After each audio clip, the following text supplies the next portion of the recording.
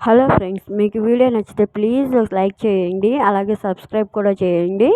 శ్రీను ఆద్య మాట్లాడుకున్నదంతా రఘురామ్ వింటాడు. అలాగే శ్రీను ఆద్యని బెదిరించడం అంతా వింటాడు. అప్పుడు రఘురామ్ అక్కడికి వచ్చి అప్పుడు శ్రీనుతో అంటాడు, ప్రేమే జీవితం కాదురా, ప్రేమ లేకపోతే జీవించలేను అని అనకూడదురా.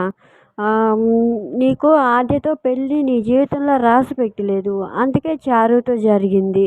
ఇంకనైనా జరిగిన విషయాన్ని అర్థం చేసుకొని కొత్త జీవితాన్ని మొదలు పెట్టరా, అంతేగాని ఇలా ఆద్యని ఇబ్బంది పెట్టమాకురా, ఇబ్బంది పెట్టకూడదురా అని అంటాడు. అనేసరికి అప్పుడు శ్రీను బాధగా చూస్తూ ఉంటాడు, అలాగే ఆద్య కూడా చూస్తూ ఉంటుంది. ఇదంతా మాట్లాడుకుంటా ఉంటే చారు ఆ పక్క నుంచి చూస్తా వీళ్ళు ఏం మాట్లాడుకుంటున్నారు, సరిగ్గా వినపడి చావట్లేదు అంటూ ఒక చెవి ఇటు పక్కేసి చూస్తా వినాలని చూస్తూ ఉంటుంది. కానీ తనకు మాత్రం ఏం వినిపించదు. ఇంకా రఘురామ్ అంటాడు మళ్ళీ, ఇంకనైనా మీరు మంచి స్నేహితుల్లాగా జీవితంలో మంచి స్నేహితుల్లాగా ఉండండి అంటూ ఒకరి చేతిలో ఒకరు చేసి కలుపుతాడు. కలిపితే ఇంకా వాళ్ళు చూస్తూ ఉంటారు, శ్రీను ఆద్య ఇద్దరు. ఇంకా చారు మాత్రం కోపంతో రగిలిపోతూ ఉంటుంది విషయం తెలియకుండా.